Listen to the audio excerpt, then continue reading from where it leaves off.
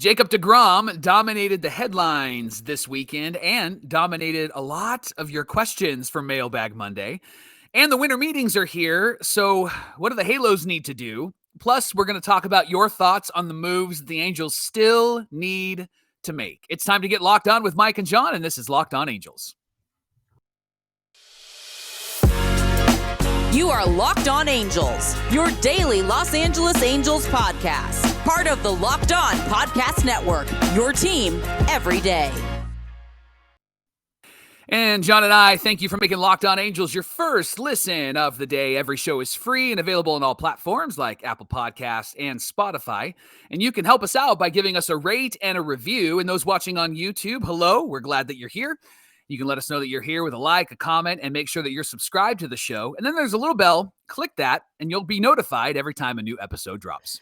Hey, thanks for being here with us, and happy Monday to you. It's Locked On Angels, where it's your team every day. You've got the Frisch Brothers here with you, a.k.a. the Super Halo Bros. My name is John, and that's my brother Mike. And my name is Mike, and that's my brother John. I don't know if you can hear it in my voice, Mike, but my winning streak is over. COVID finally caught me after 3 years, but I'm doing okay. I'm happy to do the show. It's nice to have something to do, and I've got my tea in this Angel Cup from the 80s. I found it at a thrift store, and it's pretty cool. That logo. So, I know. I got an excuse to use it. So you're playing injured, is what you're telling me. I'm playing injured.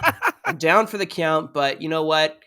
It's about time it caught up with me, I guess. You can't live forever, Mike. Did they say that you had to retire because this was just going to be debilitating and that you're not going to be able to come back? And now you're proving them wrong? Are you pulling a Mike Trout, John? Back injury. I'm glad you made it. I'm glad you're on the show. Yes. And thanks for being here with us. Hopefully I can still keep everybody entertained. So, hey, we actually had quite a few mailbag questions this week. It's our favorite day of the week. You Locked On Angels listeners and viewers sent in tons of questions. The big headline, of course, was going into the weekend, Jacob DeGrom signing for $37 million a year, Mike. He's going to get $30 million, but it averages out to about $37 million. Yeah. And he's going to be there. And there's a 5-year deal and a 6-year option. He's 34. So that's kind of the background on that. So with AM Baseball 22 said, do you guys like the DeGrom move? Cassidy Pocock said, no question, just DeGrom in division frustration. Yeah. And then they said, 81 Aloha said, how does Texas get Jacob DeGrom? And we can't. Well, there's a very simple answer to that. The Rangers, are now sitting at $192 million in the luxury tax payroll. And that now includes DeGrom's $37 million luxury tax annual value. So the tricky thing about payroll is that, yes, you do have a base salary, of course, for contracts that you have in ink, right?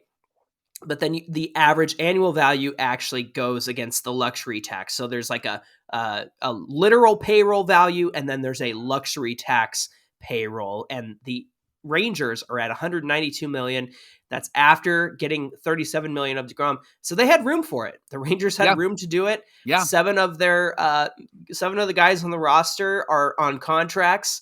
Obviously, Corey Seager and Marcus Semien being two of them, huge contracts. The rest of them, arbitration eligible or pre-arb. So they have very good players who are not quite in the contract years yet. So that gave them plenty of room to make this move. But Mike, I can't say I'm too worried. How about you? I'm not worried. I don't have the stats in front of me, but we seem to handle those great pitchers. Verlander was somebody that didn't scare us. We would come after him, and that's because we've got Shohei Ohtani and Mike Trout on our team. And somebody like Jacob DeGrom, I mean, I've seen the highlights from the last couple of days of Mike Trout hitting a home run in the All-Star game against DeGrom, right? Yes. So I think that Trout and those guys are going to figure him out. Where he benefits the Rangers is going to be all of the games that he potentially will pitch for them throughout the season. Doesn't pitch. Right? And that's why I said potentially, because he may not be, right? Like Edwin Diaz had more innings pitched than Jacob DeGrom did last year. And Edwin is the closer for the Mets. Yeah. So I mean, this move is a great move. I would have loved to have DeGrom on our team. I know he's a big, big risk, but here's where I would push back. Everybody's saying, all right, Angels, you got to respond and you got to do something. Did we forget that we signed Tyler Anderson and we made 2 really good trades and we were stoked about that and fired up about that? And let us not forget that a good team with superstars like Shohei and Mike Trout, they need pieces. We don't need another out of this world, out of their mind type of player. Would it be nice? Absolutely. But what we need is pieces. And that's what Perry Minasian is doing. He's piecing together this team. I remember the 0-2 team. You think about Troy Gloss, and you think about Garrett Anderson, and you think about Tim Salmon. The names we don't remember on that team that were actually significant: Scott Spezio, Brad Fulmer, David Eckstein, Adam Kennedy, right? Like, these guys were on that team, and they were fantastic for this team. I remember Palmeiro, when he was out there, he didn't hit a home run that year, but he hit like 299 or something like that. And he was filling in. Alex Ochoa was a great outfielder that came in at the right time for us in 0-2. That's a name. Let's not get ahead of ourselves. Let's not get ahead of what Perry's trying to do here. He's piecing together a competitive team that I think will be really, really competitive next season and will be in the race for at least a wild card, potentially the West. Well, I think what people want is that final nail in the coffin that's really going to solidify the needs that the Angels have, and whether that's a shortstop or another starting pitcher. It's actually the next set of questions. The winter meetings are here. The Angels still have some work to do to kind of fill out the rest of the roster, and a lot of that is what the Angels are going to do in their next big move. And of course, the winter meetings began yesterday, and we could be getting headlines at any moment about the Angels. But Chewing Records 101 said, what could the Angels' next big free agent move be? Elgato Gordo 7 said, do we go after a shortstop or in a trade or a free agent shortstop? And then James Barton on Instagram said, hypothetical, if we can only make one more move this season, what would it be? Like signing a shortstop, trade for pitching, add another starter. For me, Mike, I think you trade for shortstop at this point. I think that makes the most sense, and we'll get into some of the options a little bit later. But if they sign a shortstop and address other needs through trades, I'm fine with that too. I just think that the priority here is shortstop, and I actually think the trade route is probably the best way to go because there's actually some good options out there. What about you? What's the big move that needs to happen next? I think the bullpen has to be addressed unless they're really confident in some of these guys coming up, like a Ben Joyce and Chris Rodriguez being healthy. But at this point, there hasn't been any indication that that's where they're going right now. And so I think you have to address the bullpen so that you're confident in what you're doing in the pen. And maybe they're super confident in Jimmy Herget, which is fantastic. I mean, the guy's great. If they're not going to do something for the bullpen, then I would love to see another bat. And if it's a shortstop, that'd be great. And I think, Johnny, you're right. It's going to be a trade. I don't think they're going to lock themselves down for too long with a shortstop. I think the only guy that would be maybe a good fit for us financially, not necessarily defensive wise or for offense, is Dansby Swanson. I think Dansby, you could probably get him for 5 or 6 years. He'll be the most affordable. and not necessarily like have to break the bank for him like you would for maybe a Trea Turner or a Carlos Correa. Yeah, and going back to your point about the bullpen, Herget's not going to be your closer. I don't think that is the direction they go. I mean, the guy's nasty and filthy, but he's not your prototypical closer. I think they're going to roll with the right hand that day, or the left hand, but the right guy at that time. So, hey, how about Max Torres 900? Should the Angels get a big name shortstop or trade for another average arm? Real quick, I think they trade for a shortstop, and I think you sign somebody like a Taijuan Walker, because at the end of the day, I think there are plenty more arms out there that you can sign on an Angels affordable deal to kind of round out your rotation. I think, again, I think they really trade for a shortstop. What do you think? I would love to see them get that shortstop. I would love to see them go and sign that piece, trade for that piece is probably what they're going to do. And then if they end up getting somebody for that rotation, it's obviously got to be a right-hander. And I love the name Taijuan Walker. I still like James Taillon. I think true. That Taillon or whatever, he's still out there as well. And the guy had a great season. He was part of my GM episode. And so I think it'd be great for us to pursue him. I think he'd slot really well into this starting rotation. David Fletcher Stan on Twitter sent us a DM. You can always get us by direct message. He said, what do you see the Angels planning to do with the infield? And if they sign one of the big four shortstops, Rendon is projected at third, Urshela at short, and Rengifo or Fletcher at second. I think the solution is Urshela is going to play wherever there's an opening on that particular day. So if they trade or sign a shortstop, you'll see Urshela at third on Rendon's day off. If he's playing second, then that probably means Fletcher and Rengifo have a day off. Or if they don't get that shortstop, Fletcher's playing shortstop, right? Which I think they need to go and get some sort of shortstop to really cement that you have a strong offensive and defensive shortstop. And then, I think if Walsh needs a day off, you'll see Urshela at first as well. Yeah. So it's really going to be who's not in and where is Urshela going to plug in for the day. So I don't think that I don't think that means that we'll be missing out on Rengifo or Fletcher. I just think it means that Urshela is going to get playing time wherever there's an opening there. Yeah, no, I 100% agree. And I think what we're finding with Urshela is he is going to be bouncing around. And if somebody is going to be at short and it's not going to be one of these big name guys, I would assume it's probably going to be David Fletcher because he's the most solid defensive player we have. Rengifo's great, but he did make, I think he had like 16 errors or something like that last season. He's better at second base. He is better at second base. So I think Fletcher will be at short if they don't sign the big shortstop.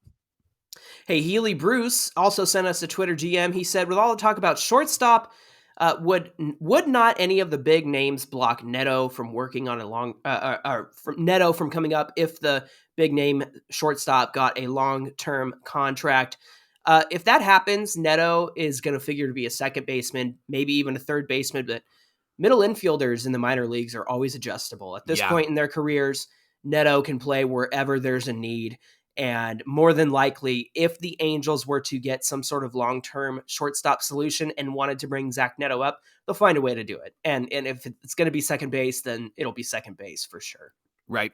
John, we got this one from Manny on Twitter. He said, have the Angels actually been connected to any of the big name shortstops this offseason? Hey, there's a trend in these questions. Shortstop. Do the Angels even have a realistic chance to make a run for like Correa or Swanson? Because all we know, most Angel fans on social media are clamoring for Correa or Dansby Swanson. What you and I have seen is more maybe connection with Swanson because he's been in Atlanta and that's where Perry is from. And then we hear a lot of rumors about Correa, but they've only been rumors I think that Angel fans have started. But have you heard anything other than that, Johnny? No, I don't think so. Not Angels and Correa, that's for sure. All right, coming up on Locked On Angels, does Justin Verlander make sense for the Halos? We're going to talk that through. But first, Locked On Angels is brought to you by BetOnline.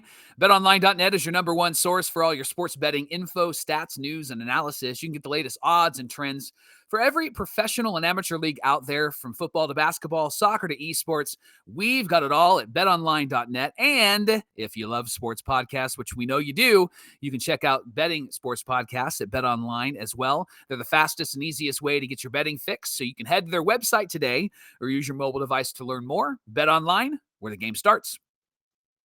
We want to thank you for making Locked On Angels your first listen of the day. And for your second listen today, check out Locked On Sports Today. From the games that matter the most to the biggest stories in sports, like Mike and I and our 49ers losing their quarterback for the rest of the season. Go beyond the scoreboard and behind the scenes with local experts and insights only Locked On can provide. Locked On Sports Today is available on this app, YouTube, and wherever you get your podcasts. Hey, Mike, real fast, I want to go back to that last question just about the Angels being connected to free agents. And here's something that we always see every season. You hear rumors about the Angels, about them being connected to certain players, and that usually comes from, of course, the sports writers, and they're getting that information from the free agents, the free agent players' agent. That's hard to say. The agents are trying to drum up interest in their players. And usually they tie the Angels to them because the Angels are usually in on somebody. But here's what I think. I think Perry, like you mentioned last segment, he's made some very early and intentional moves to piece together the team and get the depth pieces that we need. And so perhaps because there's not that much out there about what the Angels are doing, it's more about doing and less talking, right? Perry's going out there and getting the guys that he wants via trade, via free agent signing. And maybe something about that tells me that maybe Perry Minasian has learned to play this game a little bit in the last 2 years that he's been the GM. So he's not showing his hand, to the poker table. He's keeping things close to the vest this season. And especially because he already got some deals done, I think he's just going out there and getting to work, honestly. Speaking of deals, John, here's a question that has been brought up a few times. I've seen it on Twitter as well. It's from Hordez on Twitter. He said, what do you all think of this trade proposal? Mm-hmm. Angels received Tim Anderson from the White Sox and Jose Ruiz, who was 1-0 with a 4.60 ERA, a 1.42 whip in 2022. The White Sox get Rengifo, Ben Joyce, and Mason Albright, which is the Angels' 23rd ranked prospect. He thinks... Hordez from Twitter thinks that both sides benefit from this deal. What say you, Johnny? I really like Hordez's creativity and this idea and looking for a deal that benefits both sides. It seems realistic. I think that you might be giving too much up if you give away Ben Joyce and Mason Albright. And the reason why is because I think Tim Anderson's defensive metrics have not been very good at shortstop the last few years. In 2022, he had a negative 3.5 ultimate zone rating that kind of encapsulates everything that they do well or not do well at their position. He had -7 defensive runs saved. Now, granted, that was only 691 innings compared to 1,048 innings in 21. In 2021, Tim Anderson had a -0.9 ultimate zone rating and 3 defensive runs saved, but since 2019, he's been hurt with groin strain and an ankle injury and hamstring injury. So he's not the most consistently healthy guy at a very physically demanding position. And I think that you probably have better options out there than Tim Anderson. Great bat, great offense. Yeah. But with the shift going away, I think defense is going to be that much more of a priority for players. And then why don't you talk about Jose Ruiz, who would theoretically come over in this trade? Yeah, Ruiz, some of the stats on him is he's got great velocity and a whiff rate, but he's in the 2% percentile in hard hit. And so that's his biggest weakness. So there are people making great contact against him. Mm-hmm. And that's why you see, and you only see it in just the little stats that Hortez shared with us, but he has a 4.60 ERA. I know that that's not complete, but the 1.4 whip is really what would concern me, right? Like, we don't need another guy that's trying to figure it out. We need a guy that actually has figured it out that's coming into our bullpen. So, John, here's a question from Instagram. AJ Ramos 0214. Burns and Adames, is that Adames? Right? Adames, yeah. And or Bieber and Rosario, meaning would we trade for these two guys or would we trade for these two guys? Yeah, man, I am a huge fan of Amed Rosario. Even if we didn't get Shane Bieber, almost said Justin Bieber, I would still want to get Rosario somehow. And I actually, Mike, I was convinced on Sunday after I tweeted kind of a series of tweets about the 4 big shortstops and how they perform defensively. And then somebody brought up Amed Rosario, and I was like, you know what? Of course. Why didn't I think of that? Yeah. And listen to this. In 2022, he had a 9.4 ultimate zone rating, 6 defensive runs saved, only 12 errors through the season. Wow. Every year that he's played shortstop, from the Mets to the Guardians, he started with a -5.2 ultimate zone rating, and now he's got a positive 9.4 with Cleveland this year. And he's got 1 year left in arbitration. Cleveland has some needs. They love defensive catchers. Hello, Max Stassi. They need first base. They need a DH type. Joe Adell. I don't know. Pitching always a premium as well. I mean, we have a wealth of pitchers that we could trade from. One comment that came up was from our friends over at angelswin.com on Twitter. They said they've heard Cleveland wants the moon for Amed Rosario, but sure, they do kind of have that habit of trading away those guys who are on the verge of making a lot of money. So I think that if you gave them what they needed and put together the right package, obviously you'd probably have to give away a prospect or two. But I love Rosario. If they threw in Shane Bieber, I know that would take a lot more. but Burns and Adames isn't a bad option either. What do you think about AJ Ramos's question? I love Amed Rosario as well. And he reminds me of all of the young guys that they've had on their team that they've ended up trading away, and like Jose Reyes and all of those guys. And so I think having him on our team would be great. I wonder what the moon would mean. I wonder what the moon is for the Guardians, right? Like, is it like a Joe Adell and a Louis Rengifo and maybe a prospect or two? Like, I wonder what that actually means. And we have the pitching prospects to be able to do that because we haven't traded away any of those good guys. Maybe we'd throw in a Chase Silseth. But I feel like something's cooking, John. And speaking of Perry and cooking, Michelle Moe on Twitter asked us, is Perry looking to add a proven closer, maybe a left-handed bat off the bench who can play outfield and some first base? What do you think about that? It doesn't seem like we've been connected to any closers, so I'm expecting some kind of surprise. I mean, last week you and I went through the bullpen options from the majors to the minors and who could possibly emerge as a closing type. I think Ben Joyce obviously is the most obvious one, but I was looking around the league, and the Orioles are a good example of a young bullpen who had guys change roles over the years. Jorge Lopez was a starter turned closer. They eventually traded him to the Twins, and now Felix Bautista, who is was a rookie last season, he was closing games for the Orioles. So they have a young bullpen, and if you have confidence in those pitchers, I think the Orioles kind of show that you can go a long way if you put some trust into the young guys. Not too many innings, not too many long situations. Like, let the guys who are used to that, the guys with experience, handle those things. But yeah, we have a ton of options, and I'm sure that somebody within the system could emerge as a closer if the Angels don't go out and sign one. How about this, Mike? Nathan Davis on Twitter said, if the Halos really want to win now, how about Verlander and Trey? What do you think about that? Trea Turner and Verlander. That's money right there, right? And I think with Verlander, he's old. I mean, he's 40, right? Like, and so still good, but he is still good. I don't, here's the question though: is he Nolan Ryan, right? Like when Nolan Ryan pitched until he was 96 and threw like 45 no hitters when he was in his 50s, right? That guy was incredible. Or is he on the verge of like now starting to slow down a little bit? That's what you don't know you just don't know that, right? And you're gonna make a huge investment in him, whether it's a 1-year deal or not.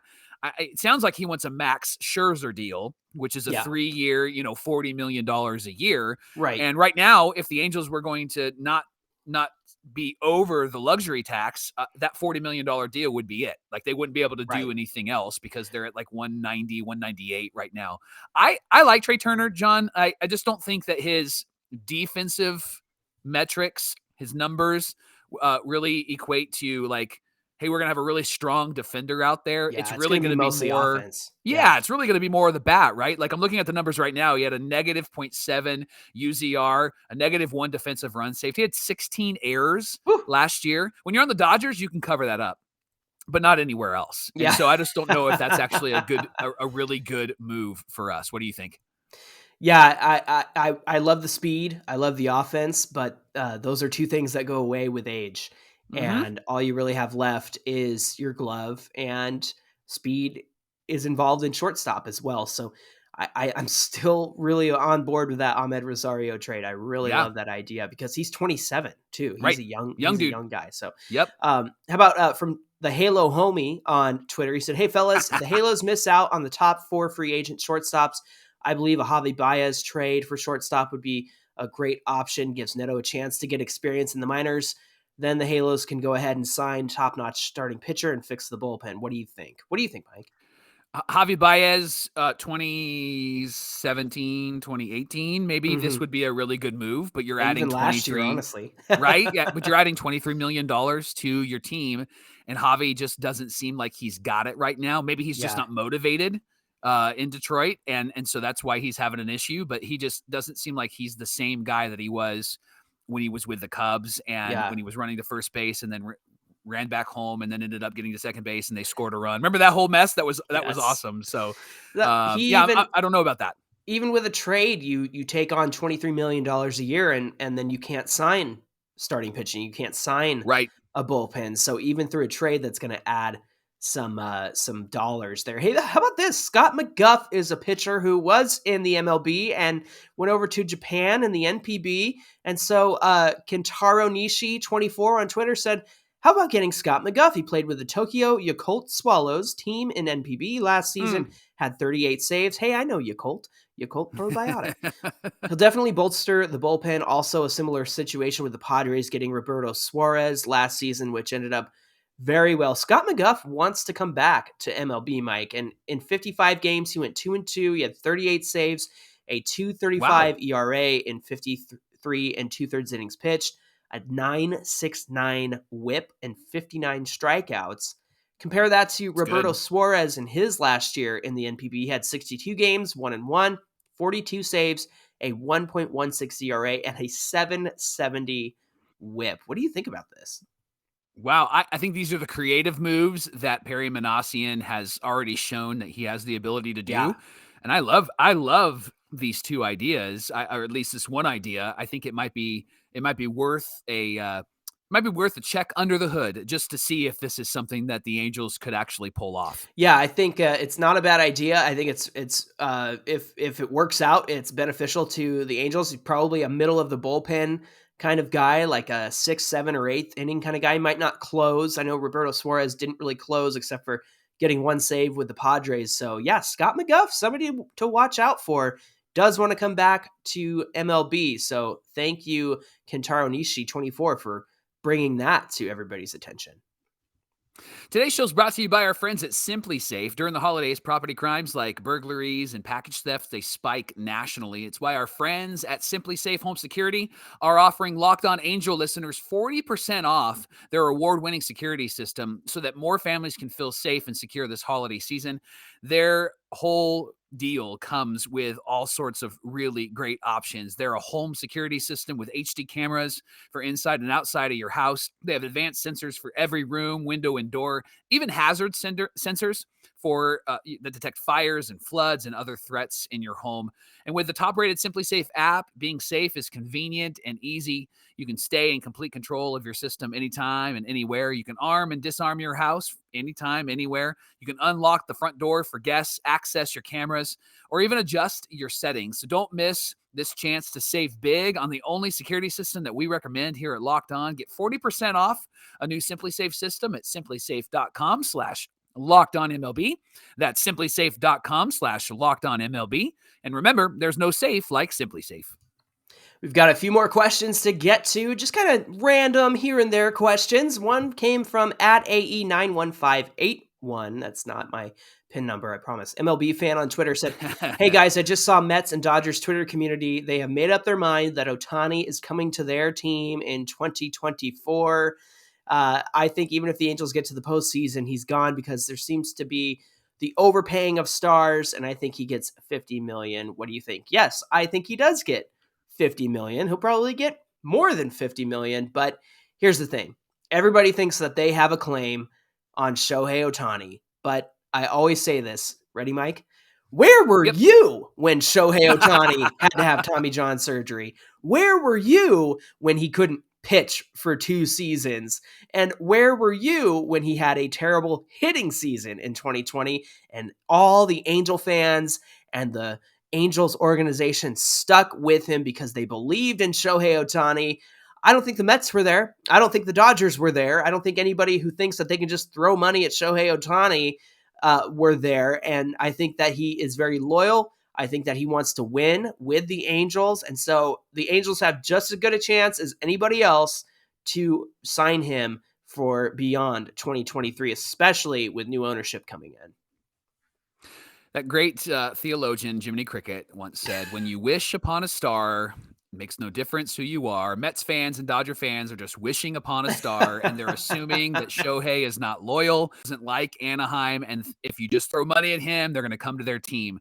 They're going to be shocked when that doesn't happen because I think Shohei Ohtani is staying. I don't think he's going anywhere, and I think they're going to announce a deal either at spring training or sometime during the season. I don't think that they're going to let Shohei get through this season with just a 1-year contract. Yeah, absolutely. Hey, JCano89 on Twitter said, do you feel next year will be a major reflection of Perry's direction with the team, considering how much control he's been given Do you feel the combination of a new owner and a lackluster season could mean the end of his time with the Halos? How do you feel about that, Mike? I think it would be a perfect time to reset if it's not going to go well. However, I think that Perry has shown this offseason that he wants it to go well. Yeah. And I would be shocked if we do not finish in the wild card race at least, because the moves that he has made have been really great and he's not done yet. Winter meetings are happening. And so I think there's more to come, and we can expect Perry to do what Perry does well. And that's find the right players for the right positions. Absolutely. Yeah, I think it's going to go well this season, and considering that we started out fairly well without the depth pieces that we truly needed, I think that Perry's made a lot of improvements there, and there's still more to do and still more great things happening. Yeah. Yeah. Charlie Hess on Twitter said, everyone talks about the need for pitching or better offense. One thing we overlook is hiring good training and physical therapy staff. It seems we have a lot of fluke injuries that can be avoided. What are your thoughts on this topic? John, I really feel like some of the moves they've made to get some of the stat guys and get some of the analytics guys has been a really great move. We haven't really heard anything about the physical therapy side of things, but we have seen some names come in. There hasn't been a lot of details about them, but I feel like this is something that they began to address last season, just simply having the physical therapy guys and having the guys that were working with them, the doctors, giving updates as to what's happening with each of the players. Yeah, the updates are coming from the medical people, not from Joe Madden. It was a lot more clear this season. Right. The other thing is, remember how much Tommy John went around? It was like a epidemic among the Angels, and that has everything to do with training and physical therapy and all of that. I think we're in a much better place doctor-wise and physical therapy-wise. I mean, they figured out what was going on with Trout, and he's got to do about 10 more minutes of stretching before each game to make sure his back stays healthy. Look, there's some injuries that happen, especially last season, I want to say, like with Rendon, fouling a ball off your knee, fouling a ball off your thigh. Like, that's going to hurt, and that's going to put you out. And those are fluky things that happen. But as far as the wrist injury goes with Rendon, I mean, that's something that needs to be addressed. Hopefully that they've taken care of that. You know, Fletcher has had his hips not under him. Rendon had the same issue last season. So, yes, there are injuries that happen. But stuff like that, I mean, gosh, that's a repetitive motion of a third baseman. Of course, your wrist is going to get messed up. Or if you're playing shortstop like David Fletcher, or second base or third base like Rendon, your hips are going to hurt because you're doing so much moving over there. So I think that we're in a much better place than we were a few years ago, when it seemed like everybody was getting hurt and nobody could stay on the field. And these guys are getting older. Rendon's in his 30s. Trout's in his 30s. I'm going to be 34 this month, so I'm shut your mouth. Getting old, Mike. I'm getting old. I know, Hey, Turbo J 911 said, if we stay healthy, what are the chances of us winning the West? What do you think? I think that what we saw at the beginning of this last season is the team that we're going to see this next season. The 27-17 Angels that were battling for first place is the team that we're going to see this next season. And I think the Astros are going to be tough, and I think the Mariners are going to be tough. I'm not sure if the Rangers are going to be as tough as everybody's making it out to be. I think they still have some pieces. But I really think that we're going to be competitive. We're going to be in the race. And I think that if we don't win the West, we're at least in one of those top wild card spots. I'm not afraid of the Mariners. I know that was a close margin, but we outbeat them 10 wins to 9 losses this season. And 3 or 4 of those games came with the triple AAA Angels, the quad A Angels.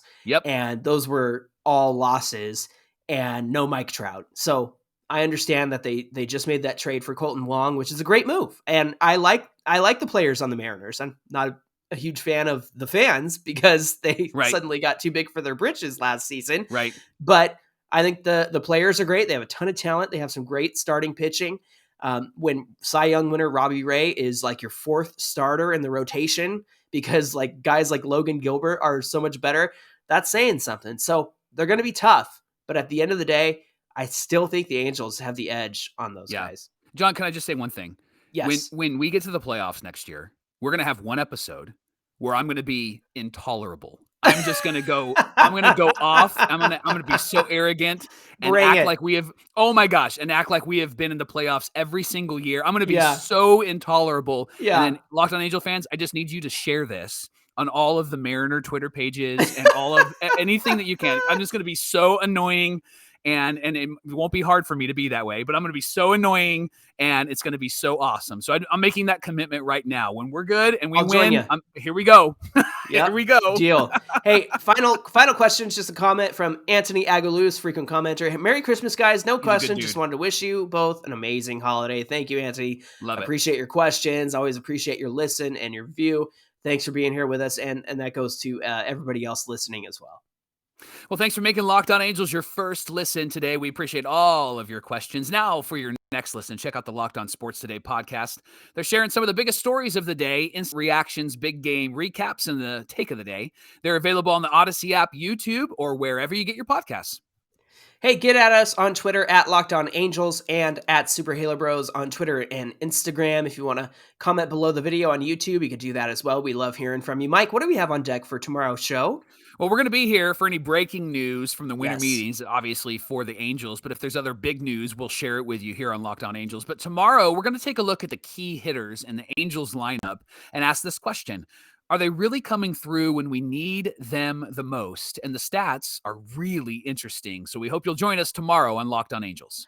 That's going to be a great conversation, and we hope you'll join us for that. I think I hit my limit from the time that we started this podcast. The COVID is catching up with me. So I think it's time to shut it down. Time to say goodbye. So until tomorrow's show, everybody, my name is John, and that's my brother Mike. And my name is Mike, and that's my brother John. That's going to do it for this edition of Locked On Angels, and we'll see you right back here tomorrow.